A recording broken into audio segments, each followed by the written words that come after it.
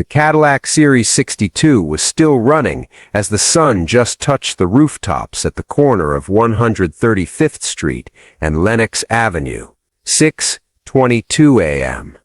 An elderly woman walking her dog was the first to see it, parked crookedly against the curb in front of Best Market.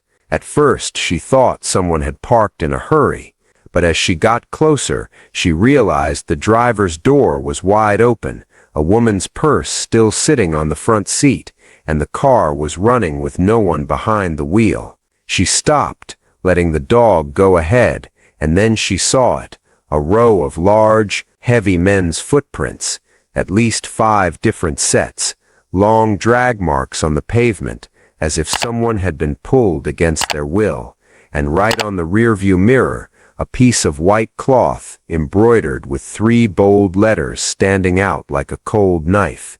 K.K.K. That was how those extremists always left their message. Under the wheel was a woman's handkerchief torn in half, the rip brutal. On the door handle, a thin streak of blood the width of a fingernail, but enough to prove there had been a struggle. The woman stepped back and began to scream. NYPD arrived at 6:30 a.m. Detective Harold Mason was the first to approach the car. What he saw made him pause. This wasn't just a crime scene. This was a message. A filthy, old, vicious message. The kind of language the Ku Klux Klan had used for decades to sow fear among black people. Mason bent down and picked up the white cloth. The 3 KKK letters hit him like a punch. The footprints, the drag marks, the torn handkerchief, the blood streak, all of it came together into one single story. The victim had been abducted by multiple white men who wanted Harlem to know they had just reached into black territory and taken one of their women right on their own ground. An officer opened the purse, pulled out the wallet, and handed it to Mason. He removed the ID card and read the name. Mame Hatcher Johnson. The blood drained from his face. Not just any woman, the wife of Ellsworth Bumpy Johnson. Mason's partner, Detective Raymond O'Connor, stepped up. "Who's the victim?" Mason answered. "Mame Johnson." O'Connor froze. "Bumpy's wife." Mason nodded.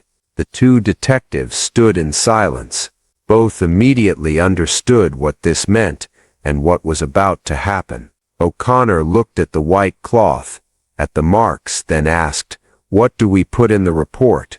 Mason stared down at the pavement for a long moment. He thought about his 20 years on the job, the oath he had sworn, the justice he was supposed to believe in, and then he thought about reality. A group of white men had abducted a black woman, and even if he caught them, even if he proved racial hatred, no jury in New York in 1947 was going to convict them. The system would fail again the way it always failed. Mason spoke, each word harder than the last. "Kidnapping." O'Connor started to ask more, but Mason cut in. "We write it as kidnapping. We file the report. We notify the family. And then we step aside from whatever happens next." O'Connor looked at him. "You think Bumpy Johnson will do what?" "I think the men who did this," Mason replied, "just signed their own death warrants, and the best thing we can do is stand aside." O'Connor was silent, then nodded. "Understood." They processed the Cadillac, sealed the evidence, called a tow truck to bring it to the precinct. They carried out every necessary procedure with strange care, not out of fear of breaking protocol, but because everyone felt like they were touching a live fuse. As Mason walked away, he glanced back at the white cloth one last time, and said, as if speaking to Harlem itself, "They didn't just take a woman, they took Bumpy Johnson's wife, and the storm is coming." The Ku Klux Klan never truly disappeared from New York. They just retreated to basements, warehouses, and places dark enough to know.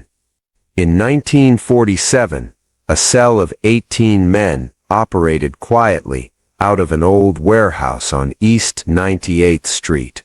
By day, they were mechanics, drivers, dock workers, some World War II veterans back with wounds that never healed. But every 2 weeks, when the warehouse doors closed, they became a white supremacist extremist group, convinced that New York was losing its old order. That hatred simmered until one name made them furious. Ellsworth Bumpy Johnson. Just months earlier, Bumpy had dismantled a white extortion ring in Midtown, something they saw as their legitimate economic control by white men. The way Bumpy did it wasn't just thorough. It was public. Word spread fast. Mess with Harlem, folks. Bumpy will come. To the KKK. That was an insult.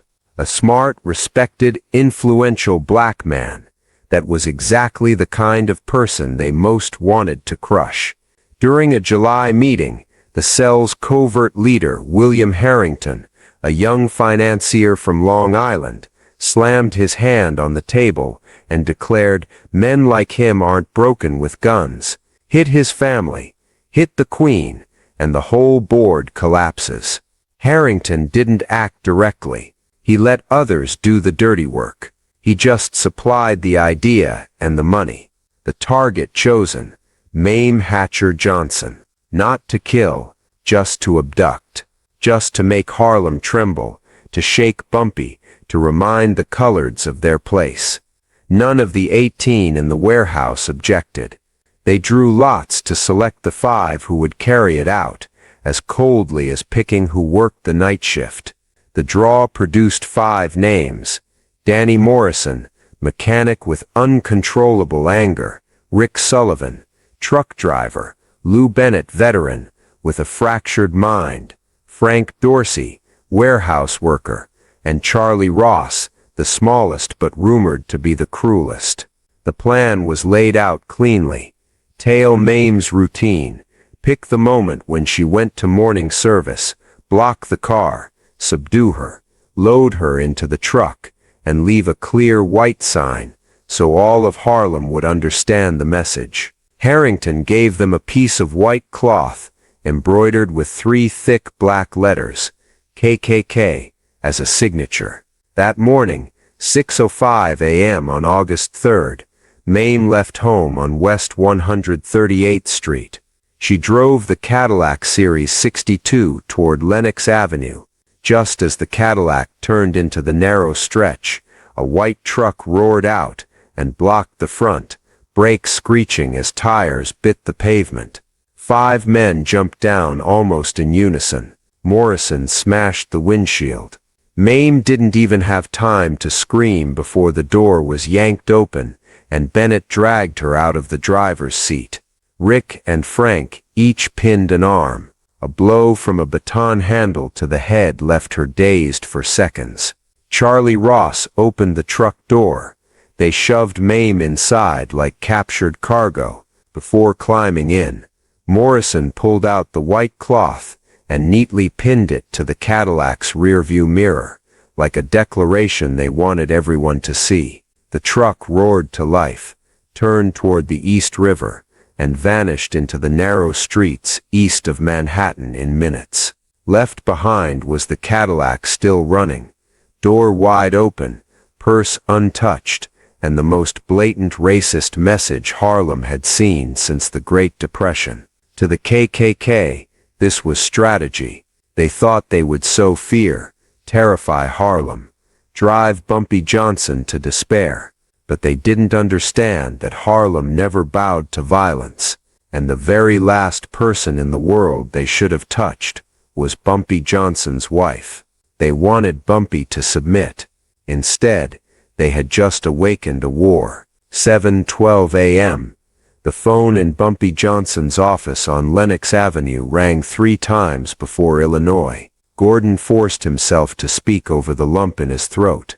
"Boss, it's Mame. They took her." On the other end, Bumpy stood still, gripping the receiver tightly, then said, "Only one thing, I heard." He hung up, just set the receiver down like placing a piece out of position on a chessboard, and knowing the game had just become 10 times more serious. The first thing Bumpy did was not call his men or send people searching. He walked to his sister Ruth Johnson's house on West 138th Street. When he stepped through the door, Ruth was already slumped in a chair, hands covering her face, tears soaking her collar.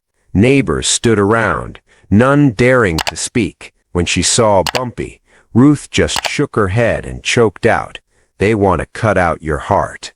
Bumpy sat beside her. He made no promises he wasn't sure of. He simply pulled his sister into his shoulder, his hand steady on her back. His silence made more people in the room feel colder than any scream or rage ever could. In 20 years in Harlem, everyone knew that when Bumpy said nothing, that was when he was most dangerous. When Ruth calmed, Bumpy stood. His eyes had changed. He walked straight to the scene at 135th and Lenox where Mame's Cadillac had been left. Police were still collecting evidence when he arrived. They looked at him like someone trying to stay calm before a storm. Bumpy didn't speak to the police. He just stepped in and studied every remaining mark on the pavement. 5 sets of men's footprints overlapping but different sizes. A deep segmented drag mark, clearly from a woman pulled against her will. 3 different cigarette butts within a 1-meter radius, a group waiting, a torn piece of white hood cloth, the edge ripped, imprinted with street dust, and a matchbook fallen under the car. Alley's Tavern, East 96th Street. When he crouched and touched the dried blood streak on the door handle, he said quietly, as if to himself, "She fought back." No tremble, just confirmation, not from a desperate man, from one preparing revenge. As Bumpy left the scene, he spotted Elias Carter, a homeless man who slept nearby every night. Carter avoided his eyes, but when Bumpy approached, the man trembled. "I don't want trouble, Mr. Johnson." Bumpy sat on the stoop at Carter's level. "No one's giving you trouble. Just tell me what you saw." Carter swallowed, eyes darting, as if someone might be listening. 5 white men came before sunrise. They sat smoking, talking about teaching a black woman a lesson. I heard one of them say. Carter lowered his voice, shaking, "If he wants her back, he'll have to kneel." Bumpy handed him $200. Carter took it, voice barely a breath. "They're not from Harlem. I know Harlem men. I never seen those guys around here." That was enough for Bumpy to conclude. The enemy came from outside and didn't understand Harlem, a mistake that would cost them. Bumpy returned to the office on Lenox. Illinois Gordon, Marcus Cole, Quick Jackson, and Willie Lee were already waiting. No one spoke when he entered. Everyone felt the change in the air. Bumpy stood behind the desk, not sitting. He said, "Find them." Spoken like stating an unavoidable fact. Illinois asked, "And when we find them?" Bumpy looked out the window where Harlem was busy starting its day, unaware the 7-day storm was approaching. In 7 days, we end this, and that was what made him the most dangerous man in New York. 2 hours after leaving the scene, Bumpy Johnson began the first step of the 7-day hunt. He went straight to the only place with a concrete lead, Ali's Tavern on East 96th Street, the name on the matchbook found under Mame's car. The small bar had old wood walls and flickering neon even at midday, with few customers. When Bumpy pushed the door open, everyone inside turned, then immediately looked away. Only the bartender, Michael Donnelly, stood frozen behind the counter. Donnelly knew the name Johnson, and knew enough to be afraid when that man appeared in his bar in the morning. Bumpy didn't need to speak. He just placed the matchbook on the counter. "Donnelly, I don't know anything, Mr. Johnson." Bumpy tilted his head, eyes not threatening. A Cadillac left in Harlem this morning. This fell under it. You sure you don't know anything? Donnelly exhaled sharply, hands gripping the counter edge. 5 guys. They were here last night. His voice shook. They drank a lot. Real heavy. Morrison. I heard someone call him that. There was Sullivan, Bennett, Dorsey, and Ross, too. They sat in the back room. I heard them say tomorrow the city's gonna learn a lesson. Bumpy didn't react.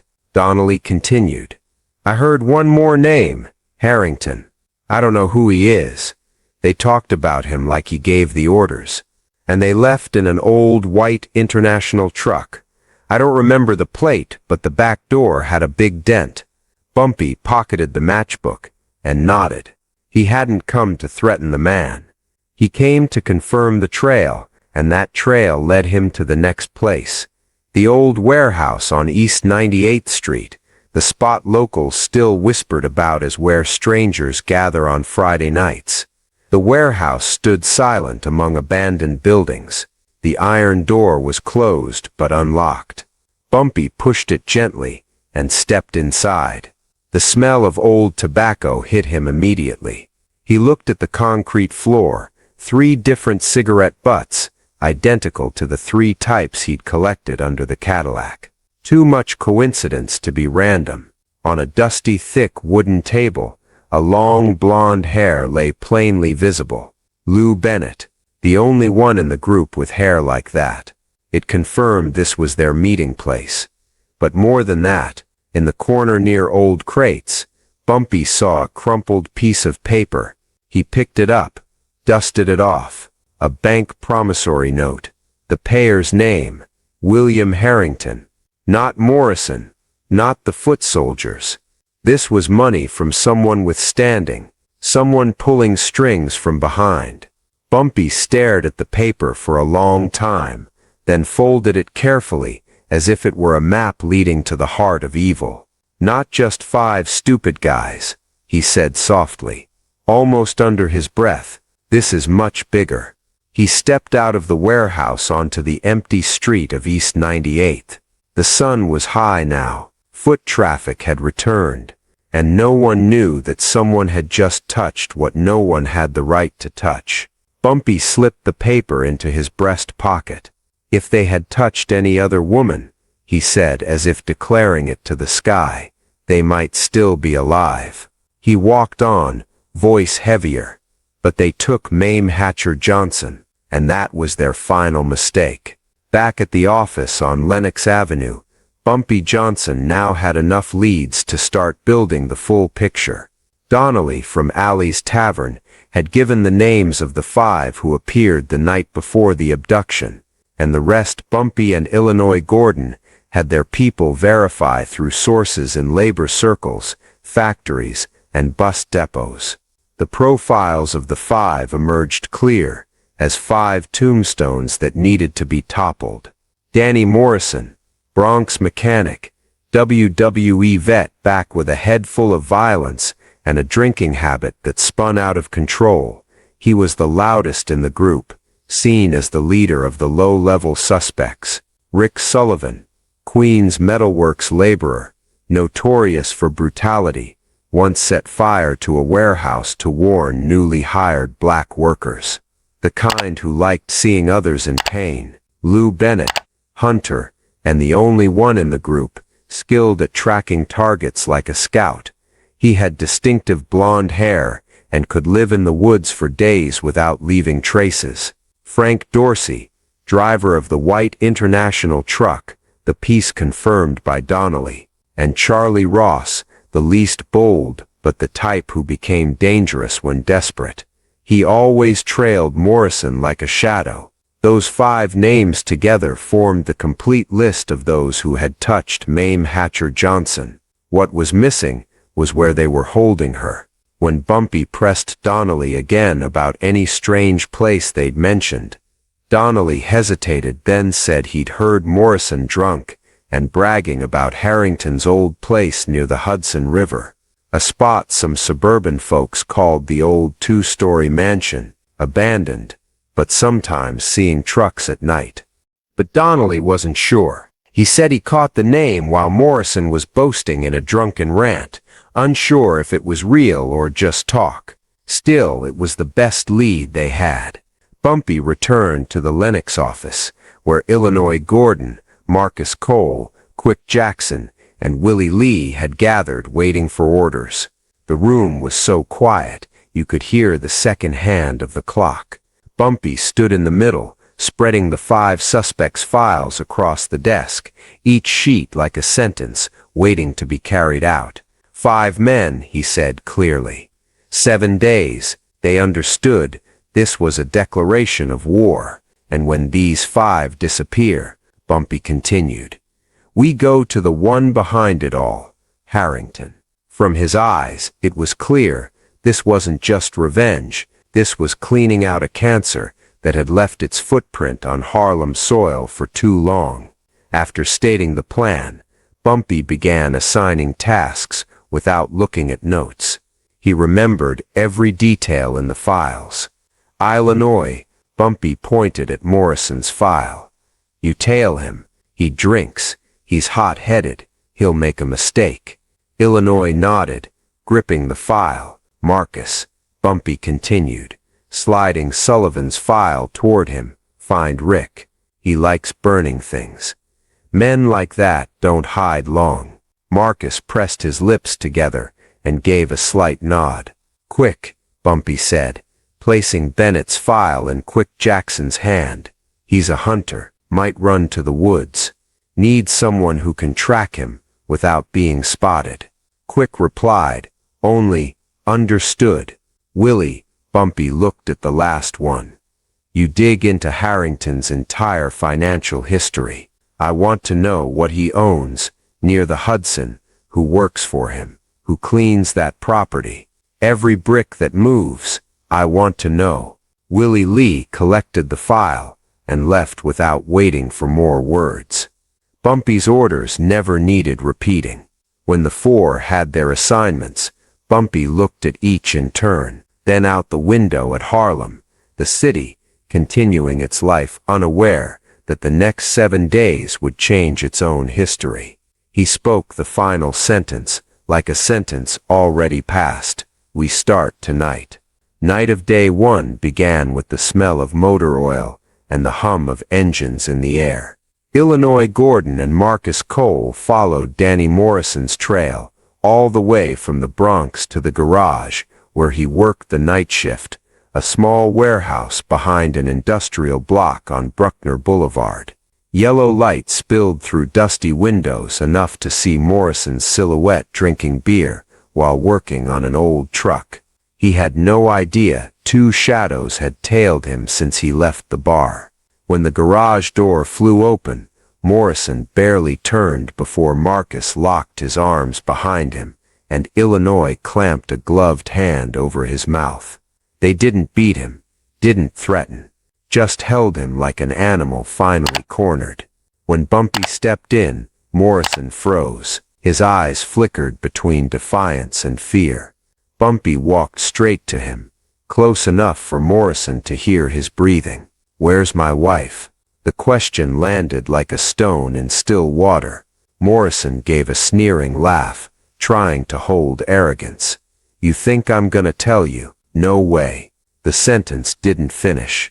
Illinois yanked the rope binding Morrison, forcing him face down onto the truck bed. Bumpy signaled. They tied him to the rear bed, strapping him to an iron bar tight enough to prevent movement. Bumpy climbed into the cab and started the engine. The old motor roared and shook violently, rocking the whole truck like waves crashing. Morrison was thrown back and forth with every jolt, his head banging metal, not hard enough to kill, but enough to make his brain spin like he was trapped in an inverting box.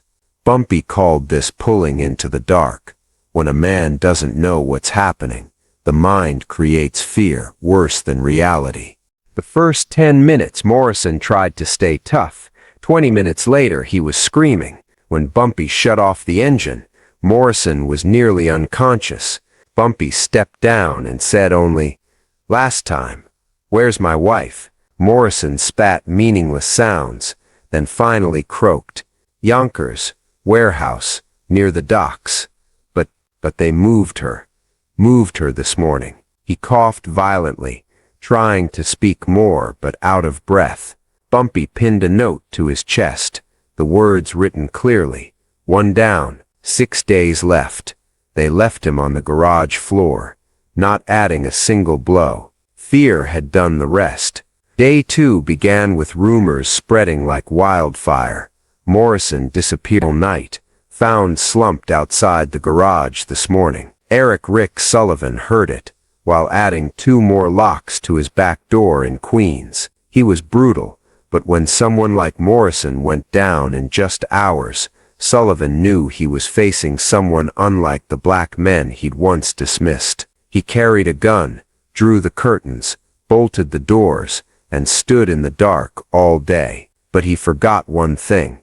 Bumpy Johnson never came through the front door. As darkness settled over the neighborhood, a small fire started at the backyard fence, just a gasoline-soaked rag lit, enough to create acrid smoke and unnatural light. Sullivan panicked, thinking his house was burning, yelling as he ran out the back door, gun in hand. That was when Quick Jackson appeared from the tree shadows, snatched the gun from Sullivan's hand, and slammed him to the ground in 2 seconds. Sullivan screamed, voice mixed with despair and terror. I didn't want to touch her. I didn't want to take her. Quick didn't react, just held him tight, until Bumpy stepped out of the darkness. Sullivan trembled so hard he couldn't stand. Bumpy looked at him like looking at toxic trash. Where's Mame? Sullivan shook his head frantically, crying as he spoke.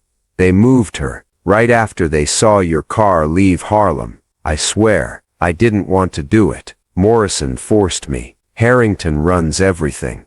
He doesn't want to kill her. Not yet, not yet. Bumpy didn't answer right away. He studied Sullivan a few more seconds, weighing whether the words had value. Then he took a note, pinned it to Sullivan's shirt with a small paperclip. Marcus handed him. The message short. 2 down, 5 days left. As they left, Sullivan stayed sitting on the ground, hands shaking, mouth muttering pleas for forgiveness, and 3 more still had to pay before the biggest one. The 7 days had begun, and this was no longer a search. This was a campaign of punishment. Day 3 began with Lou Bennett's fear. He was the hunter, the one who once bragged he could live in the woods for weeks and no one would find him. But this morning, driving straight up to upstate New York with his Winchester in a survival bag, Bennett was no longer the hunter. He was the prey. When he stopped in a sparse forest near Bear Mountain, he stepped out with sweat-soaked hands and a chaotic heartbeat. He looked around, the usual sounds but this morning making him jump at every one. He shouldered the rifle and moved into the woods like a desperate man seeking his last hiding place. But with every step he felt eyes on him. A dry leaf snapped behind him. He spun. No one. A dark shape flashed between trunks. He raised the gun, hands shaking so badly he couldn't shoot. Who's there? His voice cracked. No answer. He ran deeper into the forest, breath ragged, back soaked. What he didn't know was that Marcus Cole and Quick Jackson had arrived hours earlier. They didn't touch him, didn't threaten, didn't show themselves clearly. They just let faint footsteps pass, shadows quick enough to appear and vanish, soft knife scrapes on bark, fresh footprints appearing when Bennett turned away. The 2 men were doing exactly what Bumpy wanted, break them from the inside. Bennett tried to stay calm, but his mind was starting to collapse. Every tree shadow seemed to hold a person. Every sound seemed like death closing in. The sun sank. Cold mist began covering the ground. In a moment of despair, Bennett dropped to his knees, threw the Winchester aside, and screamed into the silent forest. I didn't want to hurt her. I didn't want to. His cry echoed across the ravine like a confession sent straight to those watching him. He panted, hands clawing the dirt, then sobbed like a lost child. Harrington, he wanted to trade her for Harlem, he gasped. Wanted to force Bumpy to kneel, wanted the whole neighborhood to submit. After a few minutes, Bennett completely broke. He no longer ran, he just curled up holding his head, mouth mumbling for mercy. When Bumpy's team found him at dawn the next day, Bennett was alive, but no longer sane. Pinned neatly to his chest was a note, 3 down, 4 days left. Day 4 moved to Frank Dorsey, the only one in the group with a family, and also the most panicked. When he heard Morrison and Sullivan had been handled, Bennett lost his mind. Dorsey fled his house that very night, taking his wife and 2 children to a cheap motel in Yonkers. He slept sitting up, always holding car keys, always staring out the window as if death stood right in the parking lot. But Illinois Gordon had tracked him since he left Queens. By afternoon, Illinois knocked on room 12B. Frank cracked the door halfway, eyes red from no sleep. When he saw Illinois, his legs nearly buckled. I have a wife. I have kids, he said, without breath to finish. Illinois pushed the door open and just stood looking. Frank surrendered immediately. Harrington's manner, he breathed out like a secret he'd tried to keep. She's there. I swear they're holding her like trade goods. Illinois said nothing. Frank continued, voice choking. Harrington said, we had to break Bumpy, had to make Harlem see he can't protect his own, had to use her as leverage, force him to show himself. He covered his face. I never wanted this. Morrison, he forced us. Harrington, he threatened to kill my family if we didn't. Frank sobbed. His wife and 2 children stood behind, terrified but not understanding. Illinois glanced at them, his eyes not as cold as people thought of Bumpy's men. He placed a note on the bedside table. I won't touch you all, he said, but what you did, no one erases that. Frank bowed his head. In despair, when Illinois left, wind carried the musty smell down the motel hallway. Frank lifted the note with trembling hands, the words clear. 4 down, 3 days left, 4 down, 3 days remaining, and Bumpy Johnson now had an address to find his wife. The hunt was no longer about following traces. This was now the chase. This time, he would hunt the biggest monster, William Harrington. Day 5 opened on a highway, heading into New Jersey, where Charlie Ross was trying to flee in an old Plymouth. He drove like a madman, constantly checking the rearview mirror, imagining Bumpy Johnson's black shadow right behind him. In the past 4 days, he had seen Morrison taken down, Sullivan too panicked to leave his house, Bennett gone mad in the woods, and Frank fleeing with his family. Charlie knew his turn. He veered onto the freeway toward Freehold, trying to disappear deep into suburban towns where he hoped no one knew his name. But just before the exit, a black Buick blocked the road. Charlie slammed the brakes. The car skidded sideways, then stopped. The Buick door opened. Bumpy Johnson stepped out, unhurried, not angry, just walking as if he had known Charlie's exact route. Ross collapsed over the steering wheel, shoulders shaking. When Bumpy pulled him from the car, he didn't resist, didn't pretend to be tough. He had passed the limit of fear. I didn't touch her, he sobbed. I didn't want to. Morrison forced me. Harrington made me. Bumpy stood facing him, silent, a silence the other man couldn't bear. Who is Harrington to you all? Bumpy asked, voice steady without tremor. Charlie swallowed, lips trembling like they might tear. He's not just behind our group. He funds other extremist groups too. New Jersey, Pennsylvania, wherever he wants to spread fear, he sends money, guns, safe houses. Charlie breathed hard, eyes wide. He has officials protecting him, police, politicians. Everyone's afraid to touch him. He thinks he's the chosen one. Bumpy looked at him like peering into his guts. Charlie continued. Mrs. Mame, they didn't hurt her, but they're holding her in old Riverside Manor, Harrington's old estate near the Hudson River. They said, keep her to trade for Harlem, force you to surrender. Fear made Charlie stop thinking. He pulled a folded paper from his pocket, a map of the manor, detailed enough to impress even professional soldiers. I drew it all, entry roads, guard posts, shift changes. I don't want to die. Bumpy opened the paper. It clearly listed guard schedules, 2 at the south side, 3 on the ground floor, 4 in the attic, 3 patrolling the woods, all written in Charlie's trembling but legible hand. It proved one thing. He was truly terrified of dying. Bumpy said nothing. He just took a note from his pocket and pinned it to Charlie's chest. 5 down. 2 days left. Then he turned and walked away. Charlie sank to his knees in the middle of the road, hands clutching his head, like a man just spared execution. But he understood. He lived today, not by luck, only because Bumpy wanted him alive to talk.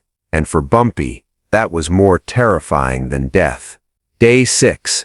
At the Lenox Avenue office, Bumpy gathered Illinois Gordon, Marcus Cole, Quick Jackson, and Willie Lee. Charlie's map lay spread on the table, along with notes from the previous days. For the first time in 6 days, Bumpy had the complete picture. Willie pointed at the map. Riverside Manor has 3 forest entries, 1 dirt road from the east. Iron gate chained but no fixed guard. Marcus added, total 12 men, 2 south side, 3 ground floor, 4 attic, 3 patrolling the woods. They rotate every 4 hours. Bumpy studied each position on the map, like reading his opponent's death sentence. Illinois said, they've got handguns, shotguns, a few Molotovs, not much firepower, but they're numerous. Quick placed his hand on the basement mark. If Mrs. Mame is here, the only entry is the rear door under the kitchen. We have to come from that direction. Avoid the ground floor. Willie continued. I checked Harrington's finances. He uses 2 shell companies, funnels money to KKK groups through fraternal charity funds. No cop wants to touch him. The room fell silent, not from fear of the enemy, but from sensing how dark the man opposing them really was. Bumpy stood straight, hands on the table, eyes no longer on the map, but out the window at Harlem behind. The silence was so thick, you could hear the clock ticking each second. He said, we have 2 days. No one moved. 2 days to prepare. 2 days to get her back. 2 days to finish. He nodded lightly. Tomorrow, his voice low like cracking bedrock. Tomorrow, we take back everything. No one needed to reply. No slogans needed. In that Lenox Avenue room, 4 men nodded, and all of Harlem seemed to know the next night would be the night the KKK in New York vanished from the map, because they had taken the one woman Bumpy Johnson would never allow anyone to touch. Tomorrow, the final battle began. 9 p.m. Force, the Hudson River shore was still, atop the rocky hill beside the forest edge. Riverside Manor, the old Harrington family estate, stood looming in darkness. Yellow light spilled from 2 ground floor windows, and the shadows of KKK guards slid past in rhythm like white hooded ghosts in the night. They didn't know that tonight, this house would become their tomb. Bumpy Johnson and his 4 closest men lay still in the woods, watching from afar. No one spoke. All listened to every enemy footstep, every rustle of leaves, every smallest change in patrol rhythm. At 9:15 the clock showed. Bumpy whispered, "Into position." Illinois Gordon and Marcus Cole crept along the hillside to the rear door, the path down to the basement where Charlie Ross said Mame was held. Quick Jackson circled left, approaching the roof via old wooden siding, ready to block any guard from the attic. Willie Lee fell back to the forest edge near the black Buick, preparing the escape route. Bumpy remained alone at the edge of shadow, staring at Riverside Manor, like staring at an enemy born to be executed. He said softly, loud enough for the wind but not the guards, "End this." At exactly 9:47 p.m., the sound of breaking glass came from the roof. Quick signal. Instantly, the rear door burst open. Illinois and Marcus rushed in, subduing 2 kitchen guards before they could make a sound. Bumpy moved straight down the central hallway, gun low but eyes cutting through darkness like blades. A KKK guard appeared from a corner hallway, shotgun in hand. Before he could raise it, Bumpy closed the distance, forced the barrel down to the floor so the shot boomed harmlessly. The jerk threw the guard off balance. Bumpy punched straight to the jaw, then spun and kicked the shotgun into the corner. Darkness became his ally. 2 KKK from the attic charged down, firing blindly before seeing their target. Quick answered from the rafters with 2 precise handgun shots, sending them tumbling down the stairs like sandbags. "Basement!" Marcus hissed from behind. Illinois chased 2 fleeing into the living room, where yellow lamplight revealed broken glass and ashes from last night's drinking. Bumpy didn't pause. He charged down the narrow stairs, each step heavy like a hammer on the guilt of those who dared touch his wife. At the bottom was an old iron door. Bumpy shot the lock. The door flew open, and inside, Mamie. She was tied to a chair, but head high, eyes alert, no panic. When she saw Bumpy, her lips curved into a tired but steady smile. "I knew you'd come." Bumpy cut the ropes. "We're leaving." But before they left the room, rapid footsteps echoed at the far end of the hallway. William Harrington appeared, no longer in fine coat, just a white shirt and gun in hand. Behind him 3 surviving guards. "Johnson," Harrington said, voice mixing fear and pride, "we can split this city. You have Harlem, I have the rest." Bumpy turned, shielding Mamie by instinct. "Harlem doesn't share anything with cowards," he said, voice low but steel firm. Harrington raised his gun, but his hand shook. A second later a shot rang out, not from his gun. From above, Quick dropped 2 standing beside him. Marcus lunged from the left, tackling the third to the floor. Harrington backed away in panic, slipping in spilled liquor on the floor. An oil lamp from the table fell, shattered. Flames caught the rug, then raced with the draft through cracked windows, erupting furiously. In under a minute, the hallway became a fire tunnel. Black smoke rolled, wood crackled like breaking bones. Harrington crawled backward into the rear room, screaming, "I can pay, we can work together." But fire spread faster than his words. Bumpy pulled Mamie up. "Let's go." They ran back up the stairs, dodging falling burning ceiling pieces. Illinois led. Marcus covered the rear. Quick jumped from the roof to the backyard, rolled and tossed a ladder for them to climb out a window. When Bumpy and Mame reached the grass, flames already engulfed the manor's entire south face. Bumpy carried Mamie in his arms, though she insisted she could walk. He didn't let her feet touch ground until they were clear of danger. Behind them, Riverside Manor burned like a sentence carried out against the man who had nurtured hate. Fire lit Bumpy's face, etching the resolve of a man who had just reclaimed the most important thing in his life. When they reached the forest edge, Willie Lee waited with the bullock running. Illinois, Marcus and Quick stood around them, breathing hard but eyes bright, as if they had just witnessed the end of what needed ending. Bumpy looked at the flames, then at the wife he had pulled from hell. He said softly, "Just for Mamie and his team, Harlem protects its queens." And that night, people swore the fire rising on the Hudson shore wasn't just fire, it was the final warning to anyone who dared challenge Harlem. In 1963, at a small coffee shop on 125th Street, a young reporter sat across from Bumpy Johnson, the man all of Harlem respected and all of New York mentioned with caution. Bumpy was 57, hair streaked with gray, eyes no longer as quick as in youth, but the depth in them still enough to make anyone facing him sit up straight. The reporter opened his notebook, hand slightly trembling, despite trying to appear calm. "Mr. Johnson," he began, "there are rumors that in 7 days in 1947, you took down 12 men connected to your wife's kidnapping. Is that true?" The question landed on the table like a heavy stone. Bumpy didn't answer right away.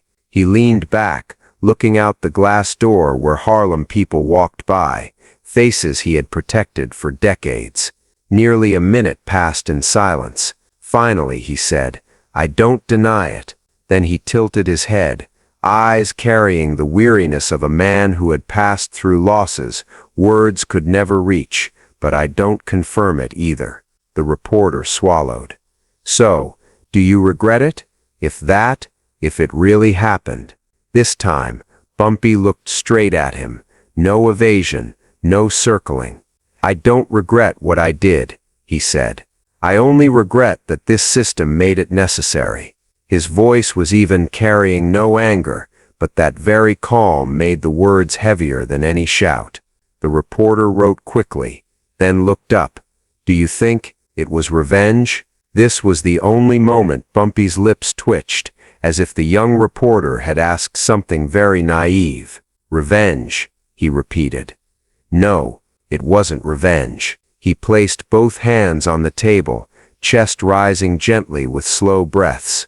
"It was balance." The reporter, still unsatisfied, tried one step further. "Balance? In what sense?"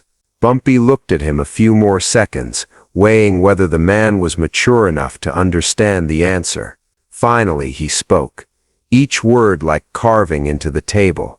"You touch the women of Harlem." He paused, eyes darkening like the night in 1947. "And Harlem will burn your whole kingdom to the ground."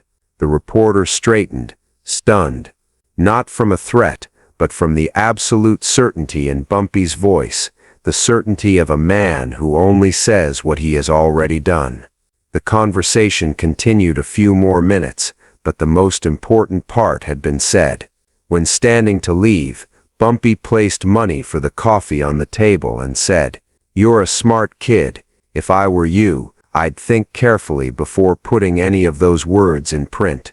The reporter watched him leave the shop, the long black coat blending into the Harlem crowd, as if he belonged to this city in a way no one else could. Afterward, he opened his notebook and stared at the lines he had written, lines that could ignite a shockwave across New York, lines that could make him famous, lines that could also make him disappear. He closed the notebook. The article was never written, not a drop of ink hit the page. But Harlem never forgot. The story passed along brownstone stoops, through barber shops, bars, street corners, like a reminder, like an oath, like a warning that never needed to be written into law. The story never appeared in newspapers, but Harlem remembered it forever. If you want to hear more true stories told from perspectives never seen in the press, hit subscribe to the channel right now. Thank you for watching. See you in the next stories.